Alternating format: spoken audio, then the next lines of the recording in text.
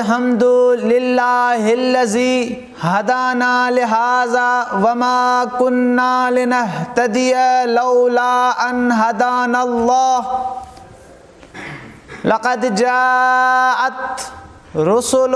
ربنا بالحق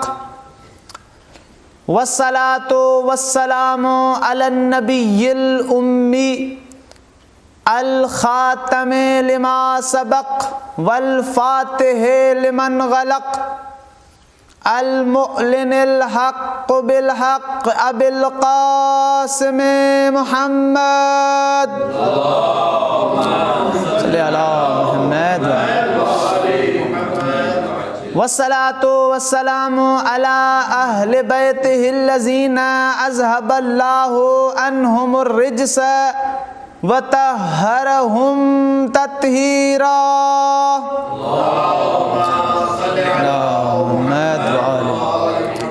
اما بعد فقد قال رسول اللہ صلی اللہ علیہ وآلہ وسلم بسم اللہ الرحمن الرحیم حسین منی وانا من الحسین احب اللہ من احب حسینا صلوات محمد عزیزان محترم، سامعین کرام، عاشقان حضرت امام حسین علی مقام علیہم الصلاۃ والسلام، حسین منی وانا من الحسین، وہی سے دھلی ہوئی اس عظیم زبان سے نکلے ہوئے یہ وہ عظیم جملے ہیں جو اس زبان اقدس سے صادر ہوئے ہیں جو مجسمہ حق اور حقیقت ہے۔ وہ ہستی جو اگر کسی سے محبت کرتی ہے بحق سمجھ کر، کسی سے نفرت کرتی ہے بحق سے دور سمجھ کر، اگر کسی کی تعریف کرتی ہے تو بھی حق سمجھ کر۔ رسول خدا صلی اللہ علیہ وآلہ وسلم امام حسین علی مقام علیہم الصلاۃ والسلام کے لیے ارشاد فرماتے ہیں، حسین مجھ سے ہے، میں حسین سے ہوں۔ یہ حدیث وہ حدیث ہے جسے نہ صرف شیعہ نے اپنی کتابوں میں لکھا ہے بلکہ اہل سنت کے 150 سے زائد کتابوں میں یہ حدیث موجود ہے۔ اہل سنت کے معتبر کتاب اور اہل سنت کے امام احمد بن حنبل نے اس حدیث کو اپنے کتاب مسند امام احمد حنبل میں لکھا ہے، اور فضائل صحابہ میں بھی یہ روایت موجود ہے، اور مستدرک علی الصحیحین میں بھی یہ روایت لکھی گئی ہے، اور صحیح ہے ابن حبان جو اہل سنت کی معتبر کتاب ہے اس میں بھی یہ حدیث ہے، اور سنن ابن ماجہ جو اہل سنت کی صحائح ستہ میں شمار کی جاتی ہے یہ حدیث اس میں بھی موجود ہے، اور صحیح سنن ترمذی اور جسے جامع ترمذی بھی کہا جاتا ہے اس میں بھی یہ روایت موجود ہے، اور نہ صرف روایت موجود ہے بلکہ وہ کہتے ہیں کہ ھذا حدیث صحیح الاسناد، یہ حدیث صحیح السند حدیث ہے، یعنی اس میں کوئی اختلاف نہیں ہے کہ اس حدیث کو شیعہ بھی مانتے ہیں، سنی بھی مانتے ہیں، سب مانتے ہیں کہ اللہ کے نبی نے فرمایا تھا حسین مجھ سے ہے، میں حسین سے ہوں، حسین منی وانا من الحسین، حسین مجھ سے ہے، میں حسین سے ہوں۔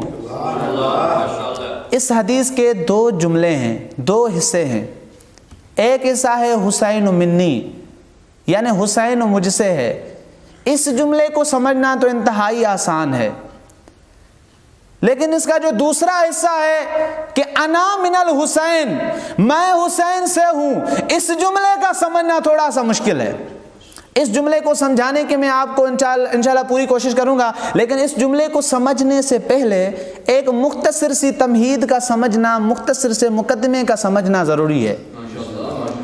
کسی بھی شخص کی شخصیت کو اگر جاننا ہو تو عام طور پر معاشرے میں اس کی دو چیزوں کو دیکھا جاتا ہے، پہلا اس شخص کے حسب کو دیکھا جاتا ہے، اور دوسرا اس کے نسب کو دیکھا جاتا ہے۔ حسب کسے کہتے ہیں؟ حسب یعنی ذاتی کمال، حسب یعنی ذاتی کردار، اور نسب یعنی خاندانی کردار، یہ دو کردار ہیں۔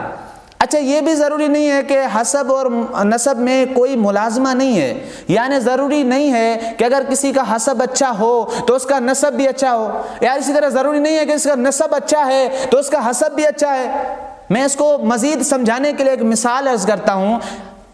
بہت سے لوگ ایسے ہیں تاریخ میں ملتے ہیں جن کا نسب تو اچھا ہوتا ہے لیکن اس کا ذاتی کردار بہت پست ہوتا ہے۔ مثال حضرت آدم کا بیٹا قابیل، جو نسب میں تو نبی زادہ ہے لیکن حسب میں اور ذاتی کردار میں اتنا پست ہے کہ اپنے ہی بھائی کا قاتل ہے، اپنے ہی بابا کے دین کا دشمن ہے۔ اور اسی طرح کچھ مثالیں ایسی بھی ہیں جو نسب میں تو اگرچہ اچھے ہیں، ان کا نسب اچھا ہے، یہ مثال، اور کچھ ایسے بھی ملتے ہیں جن کا حسب اچھا ہوتا ہے اگرچہ اس کا نسب اور اس کا خاندان اچھا نہیں ہوتا اتنا خاص۔ مثلا حضرت سلمان فارسی، حضرت سلمان فارسی کا جو نسب ہے، خاندان ہے، وہ اگرچہ اتنا بلند نہیں ہے لیکن حسب اتنا بلند ہے کہ محمد مصطفیٰ نے فرمایا خبردار سلمان کو فارسی نہ کہنا، سلمان منا اہل البیت، سلمان ہم اہل بیت میں داخل ہے۔ یا جزاک اللہ۔ لیکن ایک پیغام بھی دینا چاہتا ہوں اس کے ضمن میں، وہ یہ کہ دیکھیں اسلام میں جس کو فضیلت ہے، اسلام میں جو چیز باعث عزت و تکریم ہے وہ خاندان نہیں ہے۔ اسلام نے جس چیز کو قابل احترام سمجھا ہے، اسلام نے جس چیز کو عزت کے قابل سمجھا ہے وہ انسان کا ذاتی اخلاق ہے۔ اگر کوئی شخص اللہ کے بتائے ہوئے احکام پر عمل کرے، اللہ کے بتائے ہوئے دین پر چلے، اللہ کے حلال کو حلال سمجھے، اللہ کے حرام کو حرام سمجھے، اگرچہ اس کا نسب کچھ بھی ہو، اگرچہ اس کا خاندان کچھ بھی ہو، وہ لائق احترام ہے۔ لیکن اگر کوئی شخص اللہ کے بتائے ہوئے اصولوں پہ نہیں چل رہا، اللہ کے حلال کو حلال نہیں سمجھ رہا، اللہ کے حرام کو حرام نہیں سمجھ رہا، توجہ چاہتا ہوں، اگرچہ وہ نبی کا بیٹا ہی کیوں نہ ہو، قرآن کے مطابق، اللہ کے مطابق انہو لیس من اہلک انہو عمل غیر صالح، وہ اگرچہ نبی کا بیٹا ہی کیوں نہ ہو، نبی کا بیٹا نہیں ہوتا کیونکہ ان کا عمل اچھا نہیں ہوتا۔ تو معلوم ہو گیا کہ یہ جو حدیث ہے جس میں رسول خدا فرمانا چاہتے ہیں کہ حسین مجھ سے ہے، میں حسین سے ہوں، اس حدیث میں رسول خدا حسین ابن علی کی شخصیت کا تعارف کروانا چاہتے ہیں کہ اے لوگو، حسین کو صرف خاندان کے اعتبار سے ہی بلند نہ سمجھو بلکہ حسین اپنے کردار کی وجہ سے بھی بلند ہے۔ اگر حسین کا خاندان دیکھنا چاہتے ہو تو یاد رکھو حسین مجھ سے ہے۔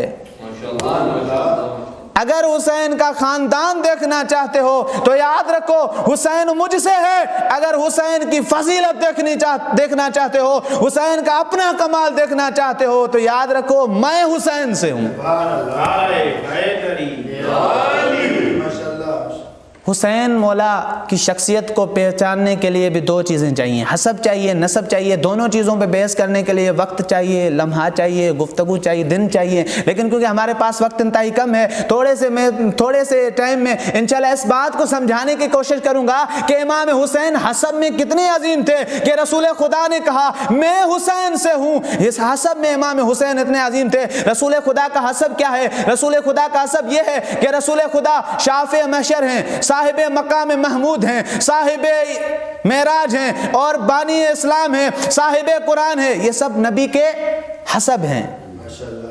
اور رسول خدا یہ فرمانا چاہتے ہیں کہ یاد رکھو اگر حسین منی و انا من الحسین کے ذریعے رسول یہ بتانا چاہتے ہیں کہ اگر میں نہ ہوتا تو حسین کا نسب نہ بنتا، اگر حسین نہ ہوتا تو میرا حسب محفوظ نہ رہتا۔ انا من الحسین یعنی حسین رسول خدا اور تمام انبیاء کی نبوتوں کا ضامن حسین ہے۔ یہی تو وجہ ہے کہ زیارت وارثہ میں جب ہم پڑھتے ہیں السلام علیک یا وارث آدم صفت اللہ، السلام علیک یا وارث ابراہیم خلیل اللہ، السلام علیک یا وارث نوح نبی اللہ، السلام علیک یا وارث عیسیٰ روح اللہ، السلام علیک یا وارث محمد حبیب اللہ۔ ہم سلام کہتے ہوئے کہتے ہیں حسین، اے آدم کے وارث حسین آپ پر سلام، اے نوح کے وارث حسین آپ پر سلام۔ یہ یعنی کیا؟ اس کا مطلب کیا ہے؟ اس کا مطلب یہ ہے کہ ہم جانتے ہیں کہ 1,24,000 انبیاء کی نبوتوں کو بچانے والا حسین ہے۔ اگر حسین کربلا کے میدان میں یزید کے ہاتھ میں اپنا ہاتھ دے دیتا، یزید کی بیعت کر دیتا، تو سارے انبیاء کا مقصد ختم ہو جاتا۔ سارے انبیاء کا مقصد تھا لا الہ الا اللہ۔ اگر حسین نے یزید کے ہاتھ پہ بیعت کر دیتی تو یہ سارا جو انبیاء کا مقصد تھا وہ ختم ہو جاتا۔ لیکن حسین نے اپنا سر دینا تو گوارا کر دیا، لیکن اپنا ہاتھ یزید کے ہاتھ میں نہیں دیا، کیونکہ حسین ابن علی جانتے تھے میرے اس ہاتھ میں 1,24,000 انبیاء کی نبوتیں ہیں، اگر میں نے ہاتھ یزید کے ہاتھ میں دے دیا تو سارے انبیاءوں کی محنتیں ختم ہو جائیں گی۔ تبھی تو معین الدین نے اس مقصد کی طرف متوجہ ہوتے ہوئے فرمایا شاہ است حسین، بادشاہ است حسین، دین است حسین، دین پناہ است حسین، سرداد نداد دست در دست یزید، حقا کے بنا لا الہ است حسین۔ کون حسین؟ فخر انسانیت کو حسین کہتے ہیں۔ جس پر علی مرتضیٰ افتخار کرے اسے حسین کہتے ہیں، جس پر جناب زہرا فخر کرے اسے حسین کہتے ہیں، جس پر مشیت الہی افتخار کرے اسے حسین کہتے ہیں۔ نادش نوع بشر فخر ابو جت حسین، مفرد و مستند و اشرف و امجد حسین، سجدہ کرتا تج در کعبہ وہ معبد حسین، نقطہ پختگی فکر محمد حسین۔ یہ نہ ہوتا تو یقین سے گمہ ہو جاتا، آخری شعلہ پیغام دعا ہو جاتا۔ حسین ابن علی نے کربلا میں یہ درس دیا ہے کہ اگر کوئی شخص با ایمان ہو، اگر کوئی شخص مومن ہو، اگر کوئی شخص موحد ہو، توجہ چاہتا ہوں عزیزان محترم، اگر کوئی شخص موحد ہو تو پھر اکیلا ہی صحیح، ستم دیدہ ہی صحیح، مجروح ہی صحیح، زخمی ہی صحیح، لیکن وہ شخص اتنی طاقت کا مالک بن جاتا ہے کہ ایک شخص 30,000 کے لشکر کو پیچھے دھکیل سکتا ہے۔ حسین ابن علی نے دوسرا درس یہ دیا ہے کہ اے حسینیو، اے مسلمانوں، جب دیکھو کہ اسلام خطرے میں ہے، جب دیکھو اسلام کی سنتیں مٹائی جا رہی ہیں، جب دیکھو بدعتیں پروان چڑھی جا رہی ہیں، تو ہر شخص پر لازم ہے کہ حسین ابن علی کی طرح میدان میں نکل کر یزیدیت سے ٹکرا جائے۔ حسین ابن علی کا یہی پیغام تھا، اے قوم وہی پھر ہے تباہی کا زمانہ، اسلام پھر ہے تیر حوادث کا نشانہ، کیوں چپ ہے، کیوں چپ ہے، اسی شان سے پھر چھیڑ ترانہ، تاریخ میں رہ جائے گا مردوں کا فسانہ، مٹتے ہوئے اسلام کا پھر نام جلی ہو، مٹتے ہوئے اسلام کا پھر نام جلی ہو، لازم ہے کہ ہر فرد حسین ابن علی ہو،